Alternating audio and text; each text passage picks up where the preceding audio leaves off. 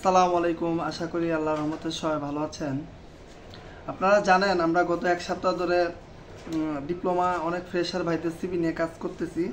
মোটামুটি আমরা যারা সিলেক্ট হচ্ছেন ওদের সিভি বিভিন্ন জায়গায় দিচ্ছি, অনেকে ইন্টারভিউ কল টল পাচ্ছেন, ইন্টারভিউ দিচ্ছেন আর কি। তো আমাদের এই কার্যক্রম চলমান থাকবে। আমরা যেহেতু লং টাইম একটা বিষয়, তো যাদের সিভি নেওয়া হচ্ছে একটু ধৈর্য ধরতে হবে এবং অন্যান্য সেক্টরগুলোতেও আপনারা সময় দিতে হবে। আমরা আমাদের জায়গা থেকে আমরা যতটুকু পারতেছি আপনাদের জন্য আমরা সহযোগিতা করে যাচ্ছি। তো আজকে যে সিভিগুলো আমরা সিলেক্ট করেছি, আরিফ সরকার, উনি বিএসসি আপনার রানিং, আপনি ডিপ্লোমা করছেন কুমিল্লা পলিটেকনিক ইনস্টিটিউট থেকে ইলেকট্রিক্যাল টেকনোলজি 2023-এ বের হয়েছেন। দেখেন আপনি তো ডিপ্লোমা করে ফেলছেন, তাই না? আপনার বিএসসি রানিং দেওয়ার কী দরকার? আপনি ফার্স্ট সেমিস্টারে আছেন, এইগুলো দেওয়ার কী দরকার? আপনাদের জন্য এত ভিডিও তৈরি করি যে ডিপ্লোমা রানিং অবস্থায় এগুলো দেওয়া যাবে না সিভির মধ্যে। তারপরে আপনারা এই জিনিসটা বুঝতেছেন, আমি কেন যে বুঝতেছেন আমি বুঝতেছি না। আপনারা করবেন যারা বিএসসি রানিং আছেন, আপনি যদি ফাইনাল ইয়ারও হন তারপরেও সিভির মধ্যে দিবেন না। রেজাল্ট যতক্ষণ পর্যন্ত না বের হবে ততক্ষণ পর্যন্ত আপনারা এটা দিবেন না, ঠিক আছে? আর ডিপ্লোমা যেহেতু আছে, ডিপ্লোমা দিয়ে চেষ্টা করেন। Arif Sarkar, Comilla polytechnic. Shifat Islam, Comilla polytechnic institute electrical technology 2023-এ বের হয়েছেন, আপনার সিভিটা আমরা নিচ্ছি। বিপ্লব হাসান, ঢাকা পলিটেকনিক ইনস্টিটিউট, আপনি বিএসসি রানিং, আপনি মনে হয় ডিপ্লোমা সম্ভবত সিভিলে করছেন, আপনি আমাদেরকে তথ্য দিচ্ছেন, ঠিক আছে, কিন্তু আপনার সিভিটা আমাদেরকে দেন নাই। আর বিএসসি রানিং এটা দেওয়া যাবে না। জাস্ট যেহেতু স্বনামধন্য একটা পলিটেকনিক্যাল থেকে পড়ছেন সিভিলে, আপনি যদি ফ্রেশার হয়ে থাকেন অবশ্যই আপনার সিভিটা আমাদেরকে দিবেন। আর বিএসসি রানিং এগুলো দেওয়া যাবে না। ওমর ফারুক খান, ইলেকট্রিক্যাল টেকনোলজি 2023-এ বের হয়েছেন পাবনা পলিটেকনিক ইনস্টিটিউট থেকে, আপনার সিভিটা আমরা নিচ্ছি। Yasin Arafat Emon, Dhaka polytechnic institute chemical technology. আপনি যে ভুলটা করছেন আসলে কি বলবো, কিছু বলার নেই। আপনি ছবি তুলে দিচ্ছেন।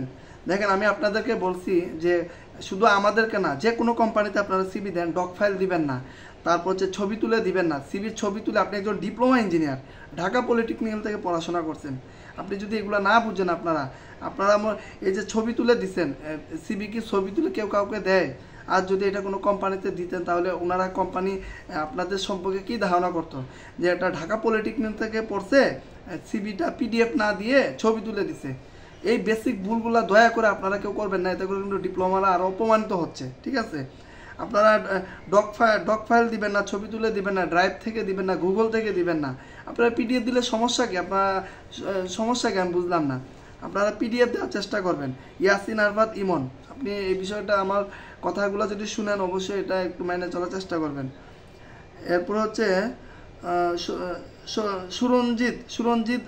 সুরঞ্জিত রয়, একটা প্রাইভেট পলিটেকনিক্যাল থেকে পড়াশোনা করছেন, এটা দিনাজপুর সম্ভবত, আপনি 2022-এ বের হয়েছেন সিভিলে, আপনার সিভিটা আমরা নিচ্ছি।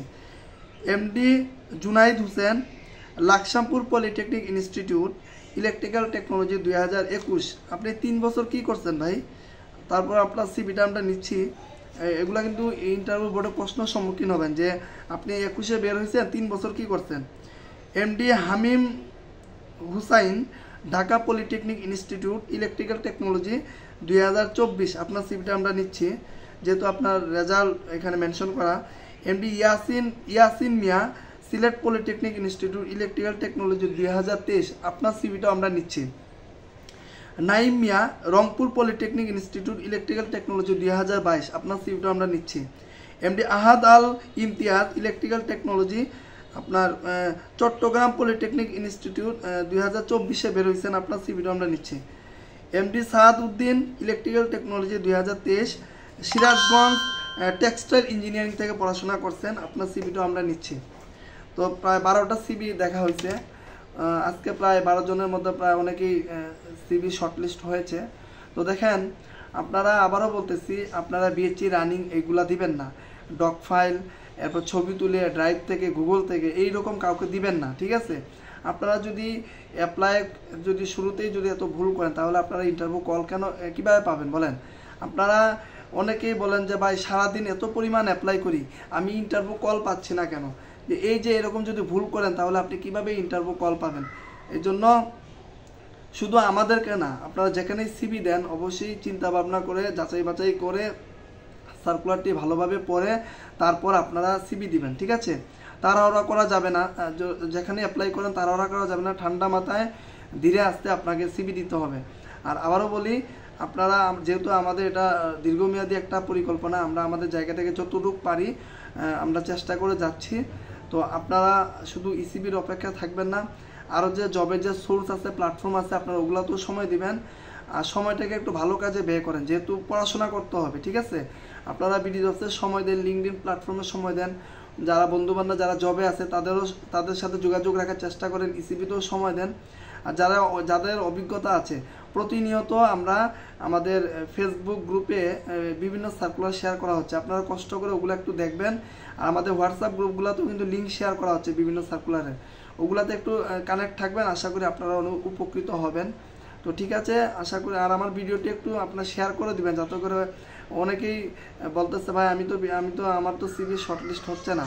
তো একটু শেয়ার করে দিলে পাশের যে বন্ধুরা যারা আমাদেরকে সিবি দিচ্ছেন ওনারা ভিডিওটা দেখতে পাবেন। ঠিক আছে, সবাই ভালো থাকবেন। আসসালামু আলাইকুম।